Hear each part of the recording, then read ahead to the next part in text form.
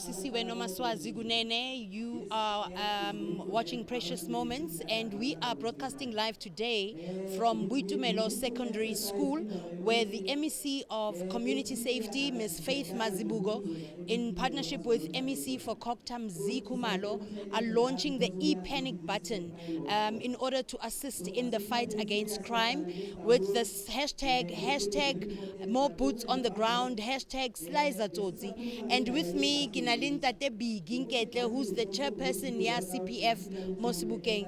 Hello, Tate Bigi. Welcome to Precious Moments. Yeah, thank you so much. Let me greet all the viewers of Precious Moment.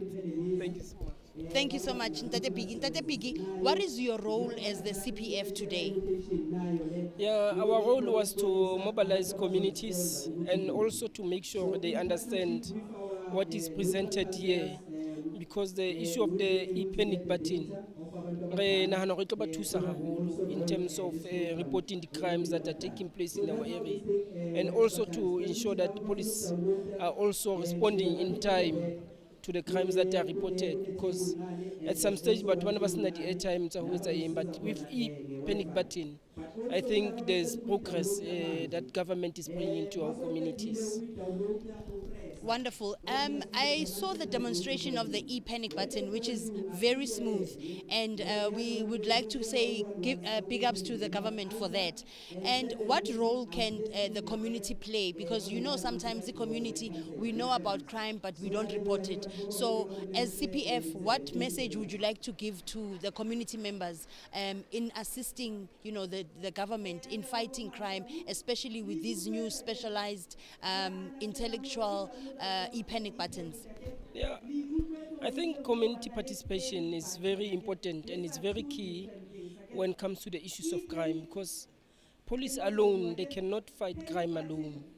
But we've got a responsibility as community to also support and partner with the police to fight crime. So our communities must join the structures of community policing in the different locations where they are, so that when they join, they can work hand in hand with the police. But with these e-panic buttons, I think the government has done a lot with that. But the role now is left with us as communities, as we've got responsibility to ensure that crime must be decreased in our areas. But I also want to encourage our communities to go to their local police stations where the CPFs are and check how best they can join the CPFs, because CPF is the structure that is in the law that is legislated. So if they can join that CPFs that are in their locations, we think if each and every street in our area, let me talk about Sebokeng, if you can have street committees, they join the structures of the CPF, if you can have street committees in each and every street, I think as communities we can minimize crime in all the costs. But if we stay away, because there was this thing or tendency I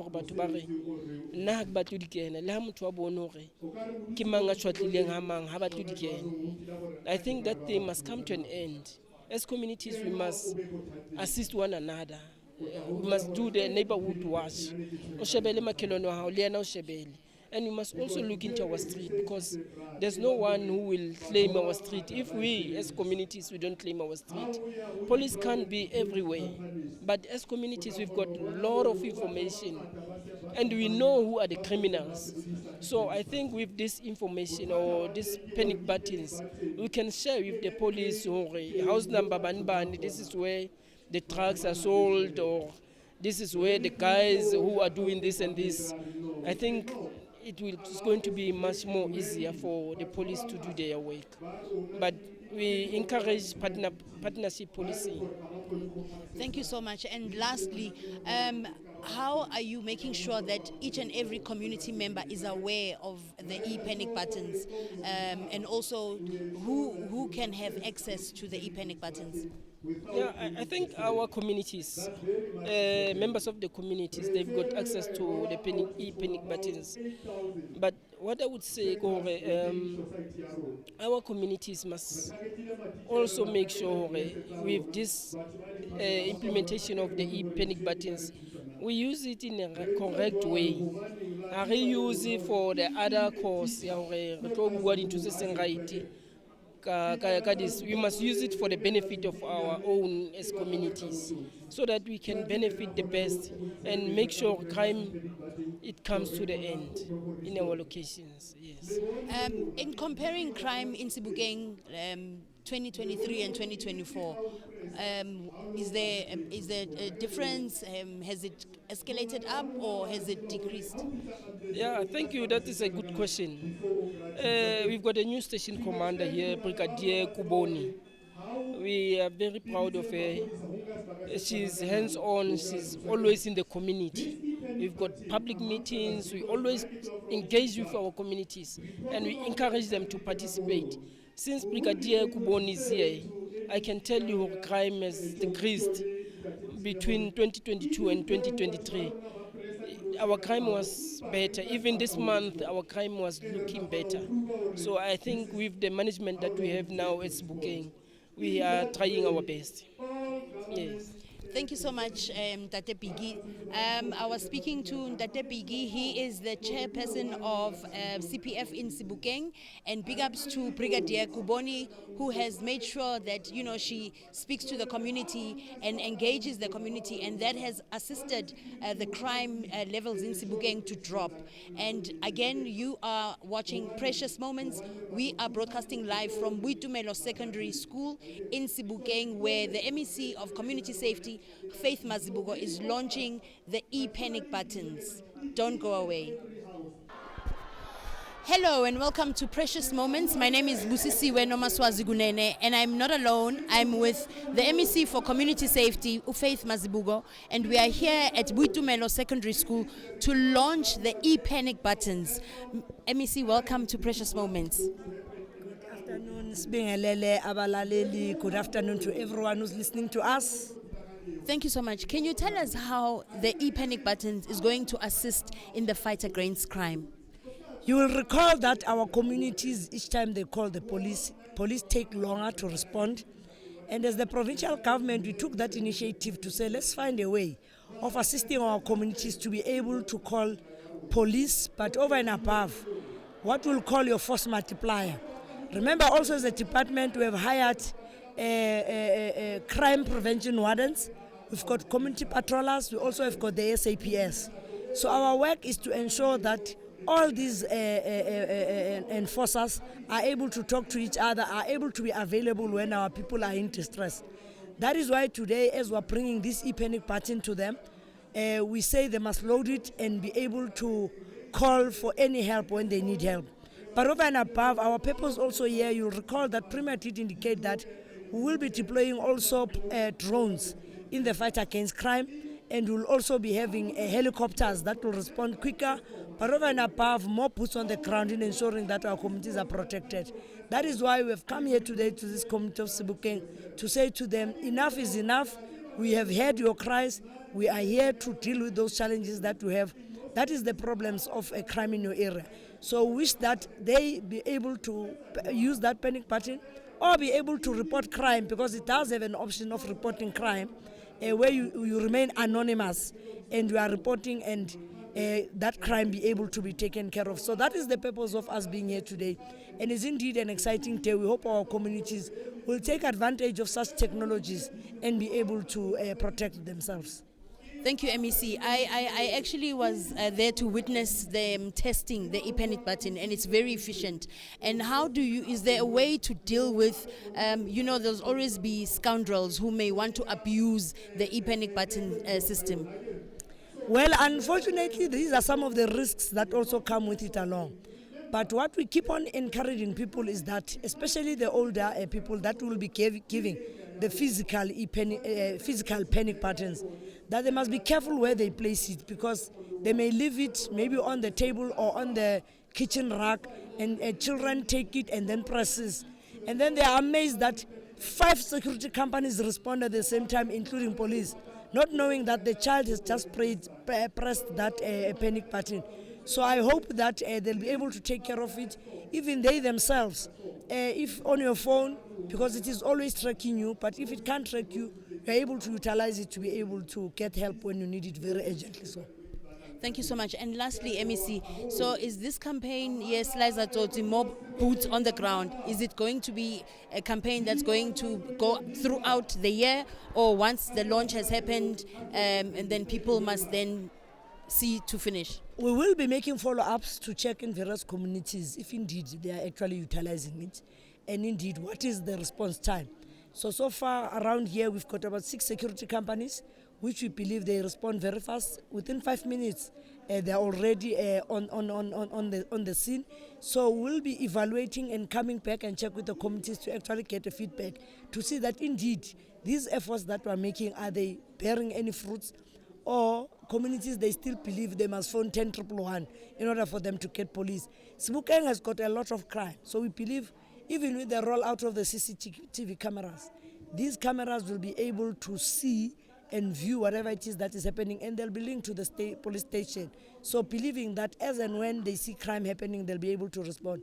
But also as communities, the mere fact that we're also able to report crime through this app, then they'll be able to just press there and put in the details of the type of crime that they're able to see, and then quickly move away from that place. So we believe working together, we can unite in the fight against crime, and we can unite in ensuring that criminals no longer take advantage of our people. And criminals take advantage that we are not united. And we believe establishing also neighborhood, knowing your neighbor will also even assist to make sure that you know who stays next to you, so that then you must not find yourself staying with criminals and yet you believe that it's people that live with you. Like for example, if you look at that case of the 5-year-old whose father's car, the father's car, it's in English. The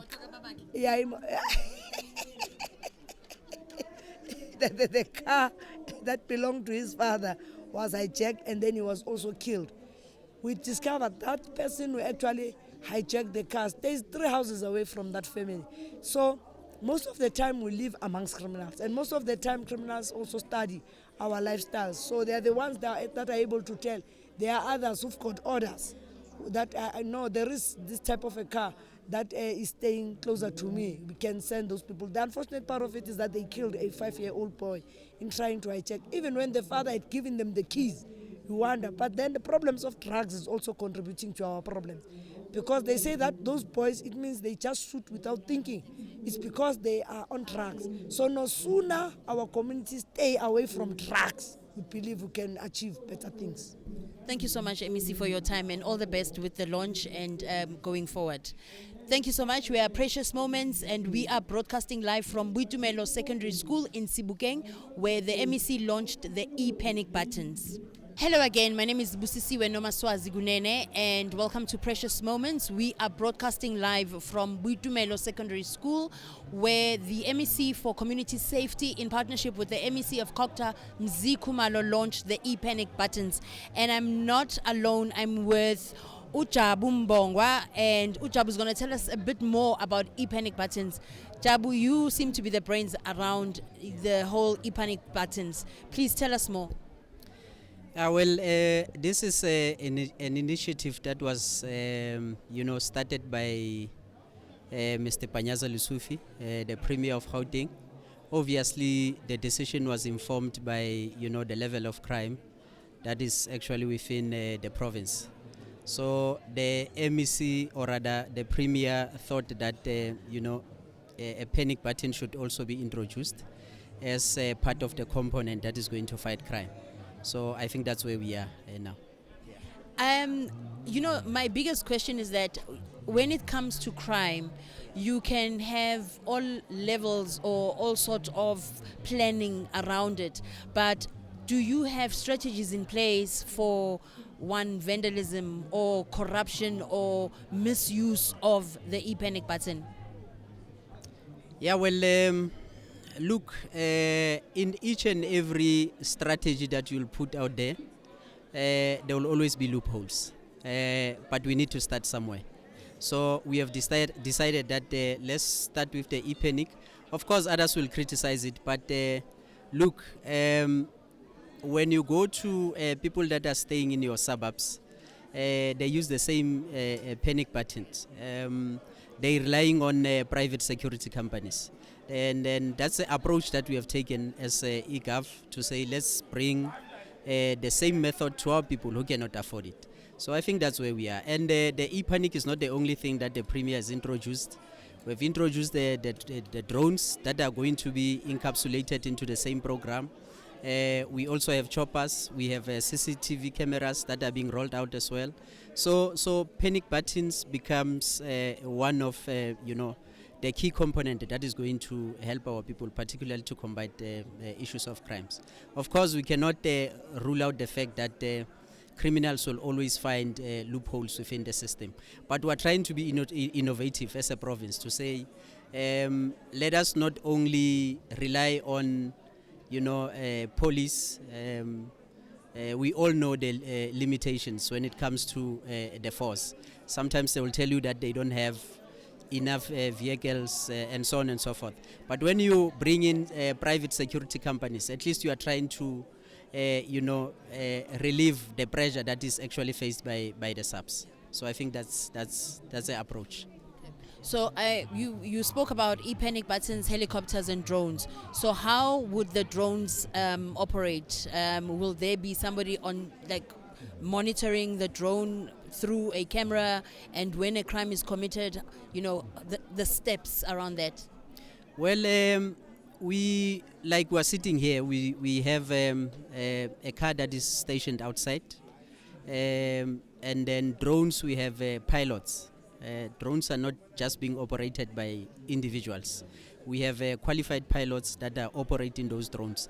Now, what is the use of drones? Drones were actually using them in areas wherein police cannot access easily, like your informal squatter camps.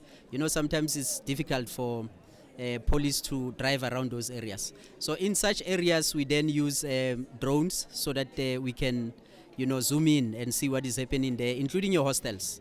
It's not easy to access hostels. Sometimes you need to speak to indunas. They might even deny you an access. So in situations like those, we'll of course apply the services of drones so that we also see what is happening there. Because the issue is that we don't want a situation wherein community members or thugs will say this is a no-go area. We want to be everywhere. We want to see anything that is happening within the province. Yeah. Any words to the community?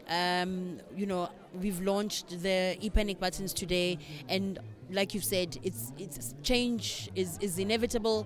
Change is, not everybody accepts change, but some community members may welcome it, some community members may not. But just a message of encouragement to community members, to give them assurance, to say, look, with this e-panic buttons, we know in some communities live amongst criminals and they're afraid to report them. So what message can you give to communities with regards to now the e-panic buttons being launched? There's helicopters, there's drones. Okay.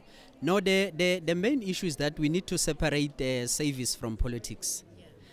I've heard that amongst the community members, others were saying, no, you are only here because of the elections that will take place, of course, on the 29th. But our response is that it can be. We still have to work. Elections will come and go, but we still need to give services to our people. And we are also cognizant of the fact that within the community itself, there will be oppositions, and they will also take an opportunity, particularly around this particular time, to try and prove their point.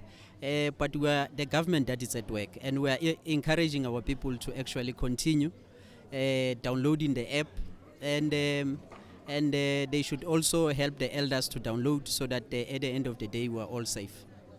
Thank you. Thank you so much, Jabu, for your time, and all the best with the e-panic button and the fight against e-crime. I know the hashtag is more boots on the ground, SlyzaTsotsi. So let's hope it's Slyza ngempela. Thank you so much. All right then, sure. Hello, good evening. We are still here at Boitumelo Secondary School. My name is Busisiwe Nomaswazigunene, and you are watching Precious Moments. I'm not alone. I'm with the director of the South Corridor, Gauteng Community Safety, Pamela Pule. Hello, Pamela. Welcome to Precious Moments. Good evening. Thank you.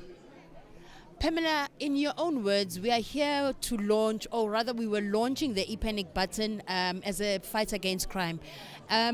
Based on what transpired in the Imbizo, would you say, what you had hoped to achieve from Imbizo, you've achieved it, and how? Okay. Yes, may I indicate that what we had planned to achieve, we have achieved. We came here early at around 2 o'clock, and there were people already who are coming in.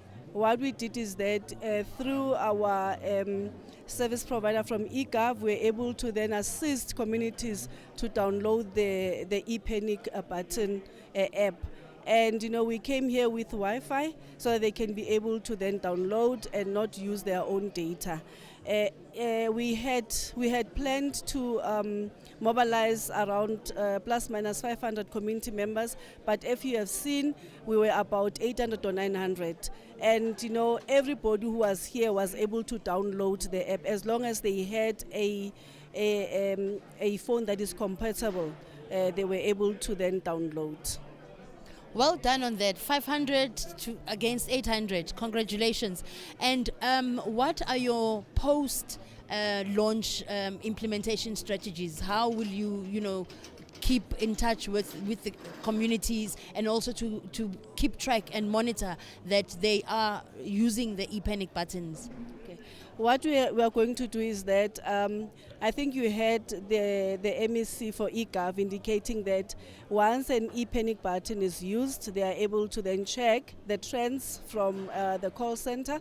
They are able to also check whether SAPS or law enforcement has responded. And as they are also able to track about the response time.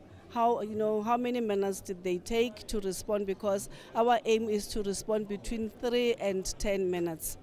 So yes, we are going to also ensure that those who could not download the e-panic button, we are also going to roll out a panic button. I think you've seen it. It's a button and it's physical. It's not like the e-panic. And we are going to roll it out to elderly people because they don't have smartphones. And we're also going to roll it out to young children who also don't have, cell phones. And we are also hoping to then educate, early childhood development, like your creches, so that at least they are able to then be able to then utilize the e-panic button or the panic button, because whether it's e-panic button or is the panic button, they work the same. Once it's activated, LEAs will then respond. Thank you so much, Pamela, and all the best with the campaign, and wish you nothing but the best. Thank you so much. You are on Precious Moments. I'm Busisiwe Nomaswazi, and with me is Pamela Pule. We are still at Boitumelo Secondary School, where the MEC for Community Safety, Ms. Faith Mazibugo, in conjunction with MEC for Kokta, Mzikumalo, launched the e-panic button. Thank you. So this is Busisiwe Gunene signing out from Boitumelo Secondary School in Sebokeng. Like, share and subscribe to our channel.